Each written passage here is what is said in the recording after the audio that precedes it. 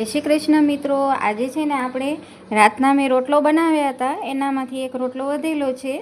તો હવે શું કરવાનું એનું તો અમે વિચાર્યું કે અત્યારે હવે એને વઘારી નાખીએ. તો એના માટે આપણે લીધું છે આ થોડુંક 8-10 કડીઓ છે ને લસણની લીધેલી છે, સમારેલી, ઝીણા સમારેલા ડુંગળી છે, કાંદા, ટમેટાં અને ઝીણું સમારેલું એક લીલું મરચું છે અને સાથે છે મીઠો લીમડો અને દહીં લીધેલી છે ને આપણા ઘરના મસાલા બધે. ઓકે, હવે આપણે કઢાઈમાં પહેલાં સિંગ તેલ નાખવાનું, થોડોક તેલનો ભાગ વધારે જ રાખવાનું, એનાથી ટેસ્ટ સારો આવશે. હવે એને ગરમ થવા દઈએ.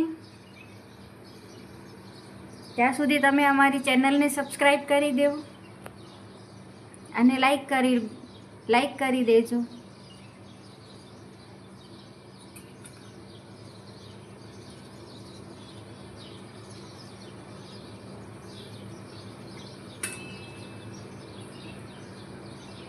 હવે આ તેલ ગરમ થઈ ચૂક્યું છે. હવે એનામાં નાખશું આપણે થોડીક રાઈ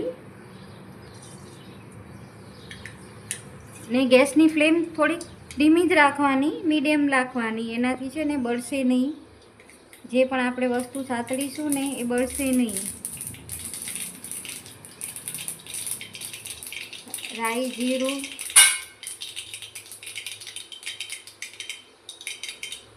અને હિંગ.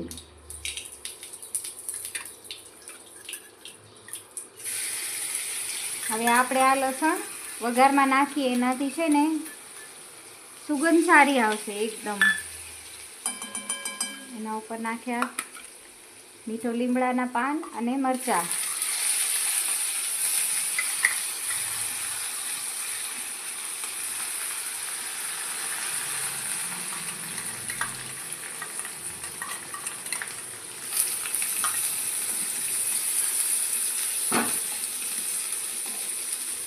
ડુંગળી લાઈટ બ્રાઉન થાય ત્યાં સુધી આપણે એને સાતળીશું, પછી એનામાં ટમેટાં નાખશું.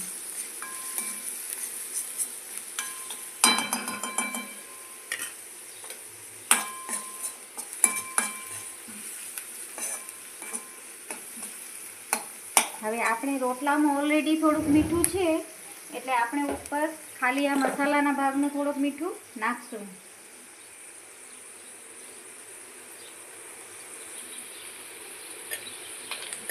તમારા સ્વાદ અનુસાર, જો તમે ચડિયાતું મીઠું ખાતા હો તો વધારે નાખવાનું.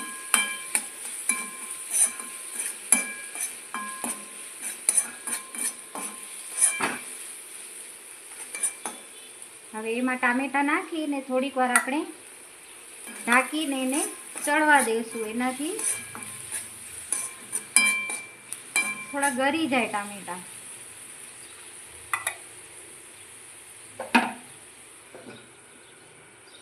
ત્યાં સુધી આપણે કરશું રોટલાના કટકા.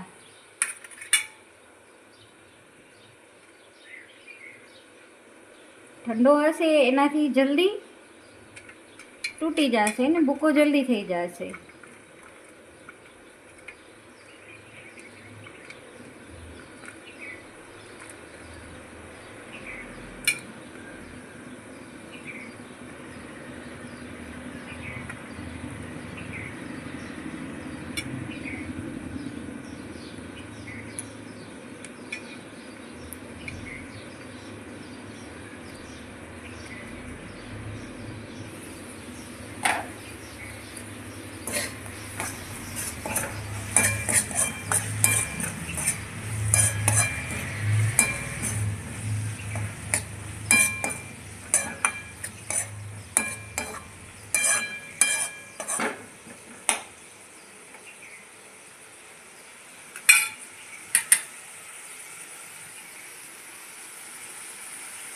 હળદર, ધાણા, લીલું મરચું ઓલરેડી નાખેલું છે એટલે થોડુંક જ લાલ મરચું નાખવાનું. અમારા ઘરમાં બહુ તીખું નથી ખાવાતું, એના હિસાબે અમે લાલ મરચું ઓછું ખાઈએ છીએ. તમારે જો વધારે તીખું ને ખાવાતું હોય તમારા ઘરમાં તો તમે ઉપરથી નાખી શકો છો.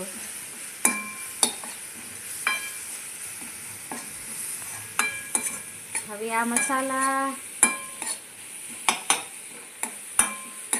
થોડાક થઈ ગયા છે. આપણે એવું લાગે થોડુંક તો સેજ પાણી નાખવું,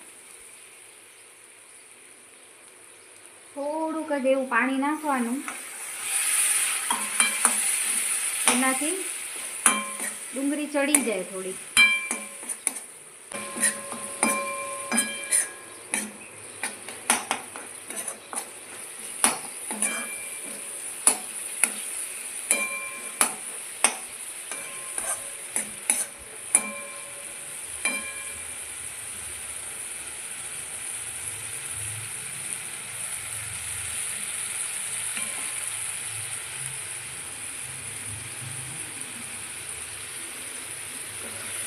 હવે આ સરસ રીતે ચડી ગયા છે. હવે એનામાં નાખશું આપણે રોટલો, આપણો બચેલો રોટલો.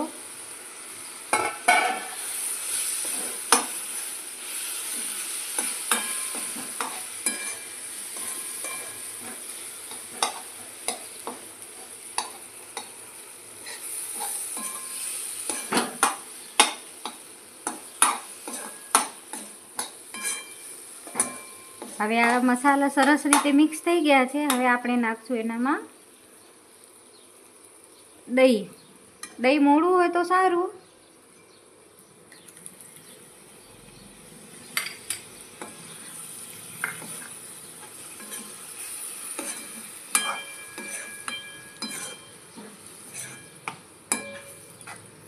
આ થઈ ગયું આપણું તૈયાર વઘારેલો રોટલો. તમે તમારા ઘરે ટ્રાય કરજો અને કોમેન્ટમાં લખજો કેવું બન્યું હતું.